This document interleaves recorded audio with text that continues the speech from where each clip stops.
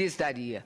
Portanto, senhor presidente, senadores, é muito importante que nós entendamos que entre as bandeiras que defendemos para os trabalhadores, que todas as centrais sindicais defendem, está exatamente a adoção das 40 horas semanais, além, obviamente, de outros itens, como a valorização do trabalho, com a própria valorização do salário do trabalhador. E sobre isso eu falarei logo em seguida, porque demos passos largos, importantes e significativos no Brasil nesses últimos anos.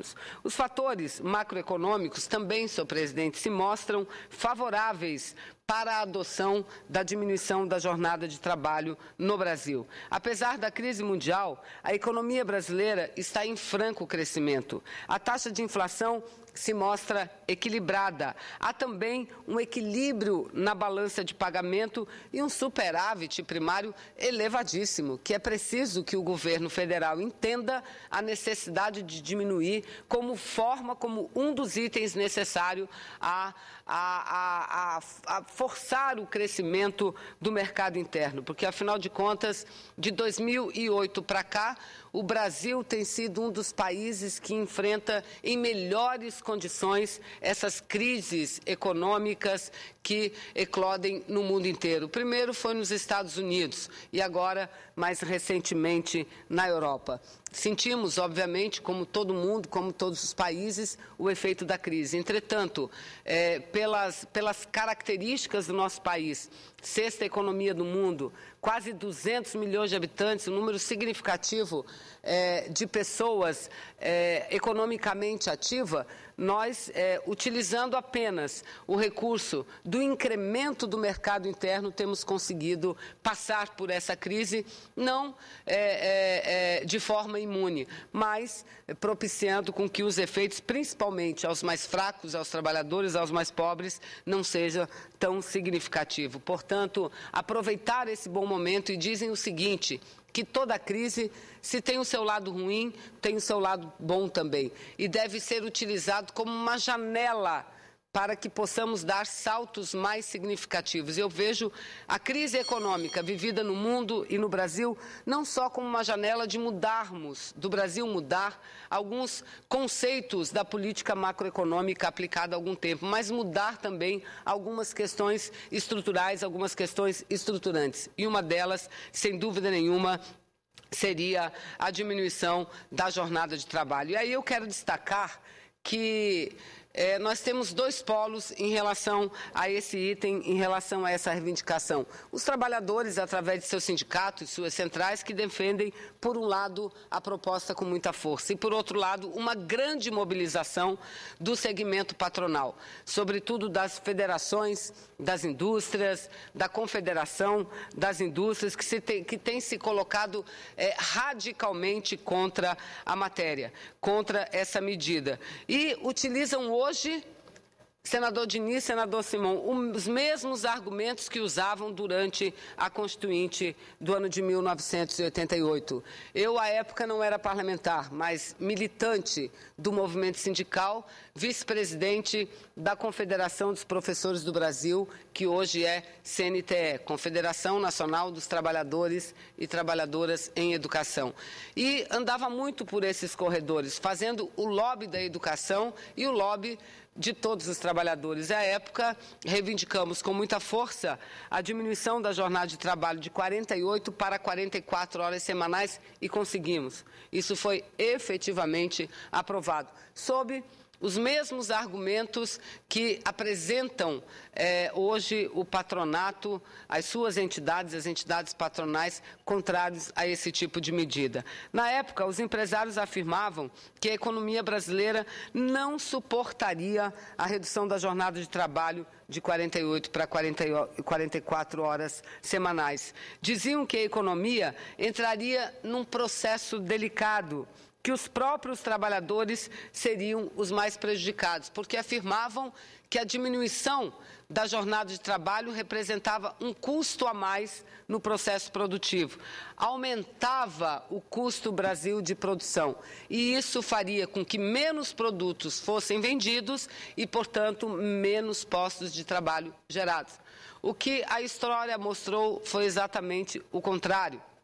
Os postos de trabalho ampliaram e a qualidade de vida do trabalhador melhorou ainda mais. Por isso que é hora de dar um outro salto, senhor presidente, um outro salto rumo no que diz respeito às relações de trabalho no Brasil, rumo à valorização daqueles que constroem verdadeiramente a riqueza nacional, mas que muito pouco se apropriam dela. Porque, infelizmente, no sistema capitalista, os produtos não são fabricados de acordo com a necessidade das pessoas. Eles são fabricados exatamente para darem lucro para quem os fabrica.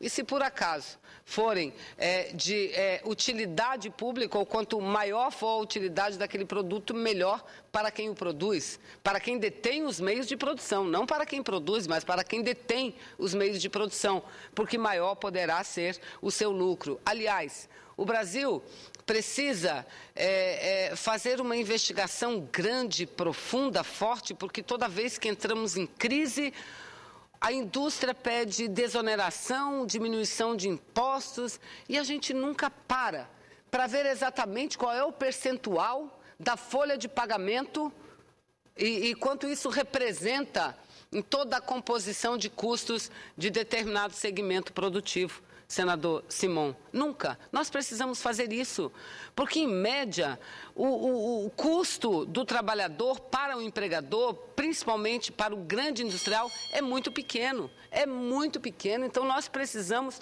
dar um salto nesse aspecto para melhorar a qualidade de vida da nossa gente. Hoje, o jornal do governo federal, até pela véspera da data do Dia do Trabalhador, e eu já estou caminhando para a conclusão, ele mostra alguns dados importantes. A renda das famílias, por exemplo, cresceu mais de 15% numa década, entre o ano de 2000 até 2010. A renda que era de a renda familiar média de 2.297 por família, passou para em 2000, passou para R$ 2.653 no ano de 2010. Mostra também, e a senadora Ana Amélia falou muito disso, que o maior crescimento está entre as mulheres. Entre as mulheres, a diferença salarial hoje entre homem e mulher está na ordem de 26% aproximadamente, mas há alguns poucos anos era de mais de 30%. Senhores senadores. Então, é um crescimento importante, uma valorização importante da metade da população, que são as mulheres. E, para nossa alegria, senador Diniz, a região em que mais melhorou nesse aspecto, ou seja, diminuindo a diferença salarial entre homens e mulheres, é exatamente a nossa região, a região norte. A região norte, que é algo fantástico. A mulher, entre todas as regiões do Brasil, eu acho que é no norte que ela tem a liberdade maior, ela tem uma autonomia maior e é mais reconhecida. Isso nós devemos investigar, estudos antropológicos a estudar, e mostra que isso há um forte componente da origem da população daquela região, grande parte indígena ou marcada ou que se misturam outras etnias com os povos indígenas e que propiciam uma condição melhor de maior liberdade e reconhecimento para as mulheres brasileiras. E eu diria também, e quero aqui levantar o fato de que os estudos que o IPEA, senhor presidente, aí volto à jornada de 40 horas, os estudos sobre a diminuição da jornada, realizado pelo IPEA e pelo DIEESE, são taxativos, no sentido de apontar cientificamente que a redução da jornada de trabalho provocará diretamente, num curto espaço de tempo, a diminuição do desemprego no Brasil, que não é tão elevado. Se comparado a outros países, a Espanha, que chega a quase 25%, nós estamos vivendo um período numa média de 5% de desemprego, enquanto a China,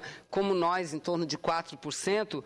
Países como a Turquia, a Venezuela, tem taxas bem superiores, maiores de 12%, mas, enfim, a diminuição da jornada de trabalho poderia melhorar ainda mais, não só os índices da redução de desemprego, mas também melhorar o nível de formalização do trabalho no nosso país. Portanto, a redução da jornada de trabalho, que é uma luta histórica dos trabalhadores no mundo inteiro, e, como eu disse no início, começou ainda lá no século XVIII, senhor presidente. Aliás, foi essa uma das razões porque nós temos no mundo inteiro e comemoramos no mundo inteiro o dia 1º de maio como Dia Internacional do Trabalho. Portanto, uma boa forma, penso eu, de homenagear os trabalhadores é promover esse debate no parlamento e ajudá-los, mas ajudá-los mesmo para ver esse projeto aprovado. E aí eu destacaria um projeto, penso que de todos, são muitos os projetos de vários senadores, senadoras, deputados e deputadas, mas o projeto mais avançado é uma proposta de emenda constitucional de autoria dos senadores Paim e Inácio Arruda, ainda da época em que ambos eram deputados federais e que diminui efetivamente a jornada de trabalho para 40 horas semanais. Na Câmara, eu participei da comissão especial que analisou o conteúdo, o mérito da proposta, considerou o constitucional, aprovou a proposta, ou seja, portanto, ela já está pronta para ser votada no plenário, senhor presidente. E como meu tempo já conclui, senhor presidente, eu quero aqui finalizar meu pronunciamento dizendo e destacando que nos últimos anos nós tivemos conquistas importantes no Brasil, conquistas importantes. Eu aqui falo a respeito, destaco, não posso concluir sem falar, a respeito da política de valorização do trabalhador e valorização salarial do trabalhador. Nós aprovamos ano passado, num intenso debate aqui neste plenário, uma lei que determinou a política de valorização e aumento do salário mínimo brasileiro, que foi alvo até de uma ação direta de inconstitucionalidade dos partidos da oposição, do DEM, do PSDB, porque diziam que nós estávamos passando atribuições típicas do Parlamento para o Poder Executivo. Não, nós não passamos atribuição para ninguém, porque na lei que nós aprovamos nós dissemos o índice a ser aplicado ano a ano será este, e apenas o Executivo estabelece por decreto os índices que a lei que nós aprovamos determinou. Portanto, nos próximos 4 anos, pelo menos, espero que daí para frente continuemos, aprovamos uma nova lei ampliando e o prazo para que ela vigore, o trabalhador brasileiro, trabalhadora já sabe antecipadamente, bem antecipadamente, o valor do salário mínimo do ano seguinte, visto que o mesmo, além da correção da inflação, ele tem um reajuste vinculado à evolução, ao crescimento da economia brasileira, ao PIB. Portanto, nos próximos 4 anos, a perspectiva é reajustar o salário mínimo em 50%, um aumento que representa mais do que o dobro da inflação prevista. Esse, sem dúvida nenhuma, é um ganho econômico muito importante. Aliás, se o Brasil tem conseguido diminuir muito a miséria extrema, a pobreza, não é só por causa dos programas sociais necessários, importantes, como Bolsa Família, programas de transferência de renda, mas o salário mínimo tem sido apontado por todos os economistas e as economistas brasileiras de forma unânime como um dos grandes instrumentos para chegar a esse benefício importante e a esses índices sociais mais justos do que tínhamos no passado. Então, destaco que isso foi uma luta dura. Quando o presidente Lula assumiu o poder, lembro-me, o aumento do salário mínimo não foi aquele que a população esperava. E eu votei de acordo com o projeto de Lula. Fui duramente criticada no meu estado, que meus adversários políticos utilizaram aquilo para dizer que eu estava traindo os direitos dos trabalhadores, e eu dizia, não, gente, na vida nem sempre caminhamos para frente, às vezes precisamos dar um passo, 2 passos atrás, para que aqueles que a gente dê à frente, senador Simão, sejam sólidos e não sofram qualquer tipo de retrocesso. E a história mostrou que aquele momento foi necessário, momento de instabilidade política, instabilidade econômica, necessário para que chegássemos ao que temos hoje e ao que teremos melhor ainda nos anos próximos, senador Diniz. Enfim, além disso tudo, eu quero concluir, senador, e concluo mesmo, dizendo que homenageei os trabalhadores da minha terra, do meu estado, aqueles que trabalham no polo industrial de Manaus. Lá são 120 mil trabalhadores que trabalham em quase 600 indústrias diretamente, fora os trabalhadores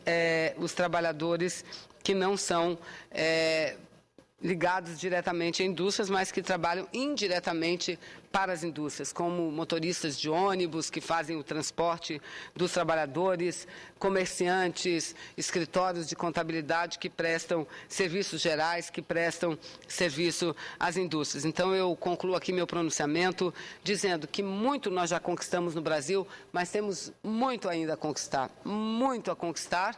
porque até que chegamos ao momento em que não haja mais explorados e exploradores. Esse é o sonho, mas todo sonho que sonhamos e que lutamos para que se transforme em realidade, eu não tenho dúvida nenhuma, um dia conquistaremos essa realidade. Enquanto isso não acontece, senhor presidente, enquanto a sociedade não seja uma sociedade efetivamente fraterna, onde as pessoas sejam o centro das atenções e não o capital, e não a propriedade, enquanto isso não ocorra, nós precisamos, no dia a dia desse parlamento, lutar para que os trabalhadores tenham uma remuneração pelo menos justa, que não sejam tão explorados como, infelizmente, ainda são no Brasil e no mundo inteiro. Então, concluo cumprimentando e saudando todos os trabalhadores e todas as trabalhadoras do nosso querido Brasil. Muito obrigada.